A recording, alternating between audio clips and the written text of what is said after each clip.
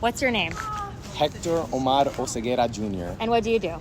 Well, I work as an anti-money laundering analyst. Money laundering. That sounds exciting. Like Ozark vibes? Basically, kind of like Ozark, but Ozark's is fake. You're running for Congress. Well, I used to be a volunteer. Like, I've been volunteering for a long time. I volunteered for AOC. I volunteered for Elizabeth Warren. I volunteered for Bernie Sanders. And the fact of the matter is that I'm just, like, concerned about what's going on here.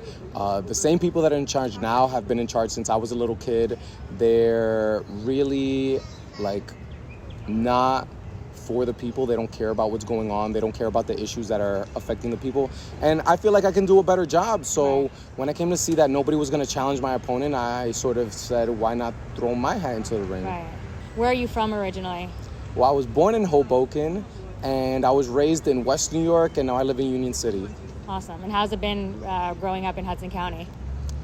I mean, Hudson County was really different when I was a little kid. It was definitely more working class, and I remember a time where if you had a job 40 hours a week, you could earn enough to pay your rent, go on vacation, take your family out for a night out. And a lot of people don't have that anymore. A lot of people are really struggling to get by. And it's been good. Like, Hudson County, I think, is like the American dream. But unfortunately, that dream has become a fantasy or not real for most people around here anymore. So I loved growing up here. I would never go anywhere else. I've been accused by some people of having a bubble, and my bubble is Hudson County. I don't want to leave it. Anytime I go elsewhere, I always come back here. But I love this place. This is my home, and I love it here. Right. How do you feel like it's, especially like Jersey City and the Hoboken area, how do you feel it's changed in the last like decade? It's changed tremendously in that the developers have really taken over. All these high rises are going up that nobody can really afford to live in. There's a lot of money that's come here ever since 9/11, and that has displaced the people that I grew up with. Most of my friends and family have been pushed out west or have just given up and gone to Florida because they can't afford to live here anymore. So there's been a lot of change, and some people have benefited from it, but it hasn't been shared prosperity. So what is on your agenda? So let's say we vote for you. What are you fighting for? Like, what are your main points? All right, so I got to convince you to vote for me. All right. The things that I'm fighting for, number one, is affordable housing, because people can't afford to live here anymore. Like I said, it's all these high rises going up. Nobody can afford to live in them. So the first thing I'm fighting for is affordable housing. Yeah, and I get that. And a lot of people say, so here's the thing with politicians, is that you guys throw these words that like people like, but like, how are you going to fight for affordable housing? How are you going to achieve that? Like, what is your action? That's a great question. I'm glad you asked, right? So the first policy that we released was our affordable housing policy, because it's something people care about. So number one, the first thing we're going to do is we're going to get rid of the tax abatements, because these developers... But how can you completely get rid of tax abatements? So people who get abatements are going to receive a federal tax bill that zeroes out that abatement, meaning that if you got an abatement from your local government, the feds are going to come in and charge you that same amount. So you're not getting an abatement. If you want to put up a luxury condo, you got to take a risk in putting it up there and selling it. The reason that they get these abatements is because they give these politicians a lot of money, and the politician, it's like a corruption thing. Right. One hand washes the other. I'm going to give you this deal, and then you're going to get money out of me. Welcome to Hudson County. Basically. Politics. Yeah. And so that's the whole thing about it, is that these... So no developers are giving No developers are getting tax abatements. No, but are giving you money to fund your... Hell no. Hell no. They don't want to give me the money, and I wouldn't take it if they gave it to me. Right. The other thing that we're going to do is we're going to give a vacancy tax, because a lot of these condos sit vacant because these guys have gotten an abatement. They made their money already. They don't care if somebody rents out that unit or not. So and all those vacant units are units that somebody could be out here renting and living in. In New York City, there are more empty, vacant apartments than there are homeless people. And to me, that's unconscionable. So what we're going to do is we're going to charge you a vacancy tax. If your luxury condo is sitting there vacant, we're going to charge you a tax to give those people an incentive to lower the rent and get somebody in there, because it'll be better to have somebody in there paying something than for you to have to pay a tax on it. Next, we're going to expand Section 8, because Section 8 is the most sought after program in Hudson County for people who need subsidies to live where they live. And unfortunately, the Section 8 vouchers have been very politicized and have only been given out, and housing is only given out to those politically connected. So we're gonna expand Section 8 to make sure that people can actually afford to live here in Hudson County. And if people want the specifics, I put them out there. They could go to my website. They can look at my affordable housing policy. All my policies are hyper dense. And so if people have questions, they can go to it. Another thing is rent control. We're going to have federal rent control, meaning that your landlord cannot increase your rent over a certain percentage on any given year, to make sure that, because the only thing that has increased in price over the last 10, 15 years is housing, and it outpaces everything else. So the thing is with housing, there's a few different levels of for people who know what affordable housing, it's not necessarily affordable housing. Is it low-income housing? Is it affordable housing? Like, who can afford the affordable housing? That's a great question. And that's why part of my program also invests in what we call mixed income housing. You could put up a development, that's fine. But a certain percentage of those units have to be affordable to the people who earn the average median income in that area. So affordable housing, okay. Anti-corruption.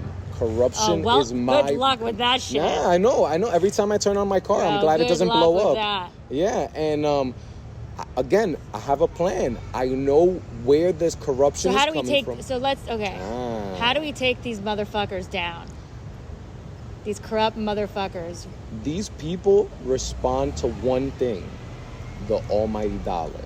That's the only thing they care about. If we cut off their trough, you're going to see how much things change. How do we cut it off? So, number one, no more corporate PAC money. These corporations cannot give, in my plan, cannot give money to politicians, period. It comes to an end. We cut back on the political patronage, because you'll find out that a lot of the politicians around here, they hold 3, 4, 5 different jobs, all in government. And the thing that people don't get about corruption, or is not said very often, is that corruption is stolen opportunities. These are things that you and me, the average person, should have access to, and we don't, because these corrupt officials are hoarding opportunities. The Panama Papers, that Ozark stuff that you're talking about, these politicians give money to people who hide their money in the Cayman Islands, in Cyprus, in all these little areas in Ireland where they're not paying taxes. We're going to tell them, you either bring that money back and get charged a tax, or we're just going to take all of it. So, I mean, you have your work cut out for you, because, like, you have some lofty fucking goals. So you're asking me, how do I make sure I don't go Hollywood on you, right? Or just do what the rest of them are doing. Yeah, and I think that I have a lot of credibility in that regard, because I don't come out of that system. I'm not part of the machine.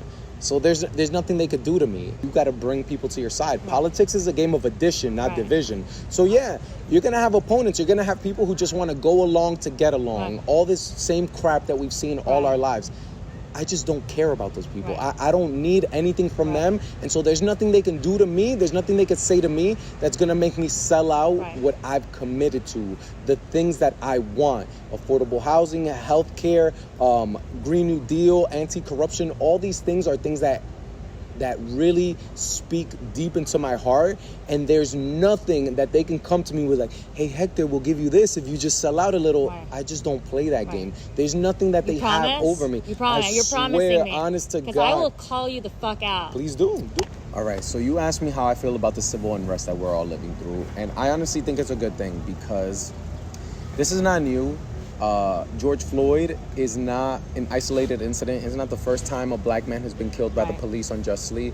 And, you know, as unfortunate as it is, it probably won't be the last time either. This is all happening because as a society, we've essentially had enough of this. We know what police brutality looks like. people like that have stories. If you're Black, Hispanic, if you're any race other than white in this country, you probably have a story of being unjustly stopped by the police. And so I honestly think that it's good. I think it's a good thing that this is happening. I think that every once in a while we have to show the powers that be that we're not asleep. We recognize injustice when we see it, and we're really kind of done looking the other way or pretending like this is something that we just have to live with, because it's really not. And all it takes is for us to decide that we don't have to live this way, and we really can turn the tables on the politicians and on the people in charge really quickly. What's the solution? Ooh, you want me to get controversial on you? I'll get super controversial on Fuck you it, right I don't now. Care. Defund the police? Well, you see, I'm not that radical, right? Of course, yeah, some people are going to say defund the police. What I would say is that settlements for police brutality currently come out of the taxpayer dollar. So if in Jersey City, a police were to kill a man and his family were to sue the police, that will come out of your taxpayer dollars. If these settlements came out of the police pensions instead, watch how quick the police start to hold each other accountable, because you have what they call the thin blue line, right? If one police officer sees another one abusing them, they have an incentive to not say anything because they all stand by each other, the thin blue line. If we were to say, you will be accountable, this is gonna come out of your pocket, watch how quick they start to tell on each other and hold each other accountable and say, no, we're not supporting this guy. He went crazy. He's not a good cop. And that's what we need is to tell the police to speak out against the ones who are abusive. So my solution is that these settlements for police brutality should come out of the police pensions. Watch how fast things change. We are fighting against an institution, not against individual human beings. You ever heard the phrase, only a hit dog hollers? So if we're marching against police brutality, if we're marching against abuse of power, and you're mad, what does that say about you? Right. That means you're on the bad side of this and you just want to get away with it.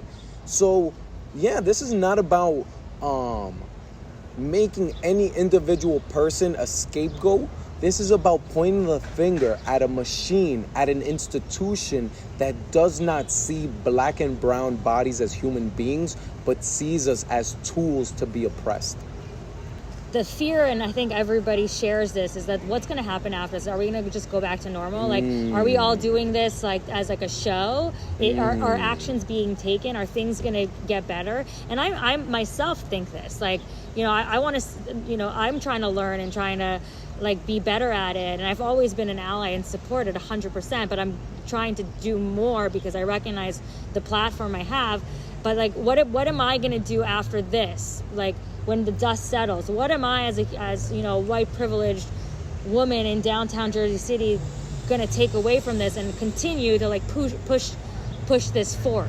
That's the best question you could have asked, because I had that conversation right now. I just came from Hoboken where people are rallying, and a young man that I'm with says the same thing. He says his girlfriend didn't want to go because she's afraid that, you know, y'all are just marching. People have been marching since the 60s, since way before the 60s. And what has changed? What has come out of it?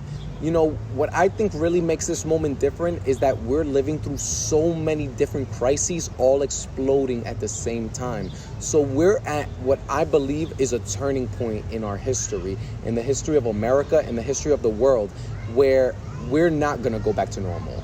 But who are you? Like, what are you passionate about? Like, what makes you tick? Like, what makes you like wake up in the morning and go? Like, what are the things that you enjoy aside from pushing different things that you believe in? I like basketball, which you can't tell because I'm 5'7". Short people problems. Yeah, I like basketball too, and I'm fucking 4'11", so. Yeah, I'm a big Knicks fan, so it's been a lot of pain for a lot of years. But I love basketball. I like hip hop. You could tell, like I'm kind of decked out. I guess something that people don't know about me that I should talk about more is I'm a crazy sneakerhead. So I didn't actually ask you something that's very important to me. Tell me. Very important to me. Where do you stand on like women issues? I can absolutely call myself a feminist, and I am a fighter for women's issues. I believe in a woman's right to choose. I'm for abolishing the Hyde Amendment, which prevents the federal government from funding abortion services. I stand in solidarity with Planned Parenthood. Trans rights are human rights. I'm a social justice warrior. I won't even say that. LGBTQ rights. 100% LGBTQ rights. I am a social justice warrior. I think everybody should be treated equally.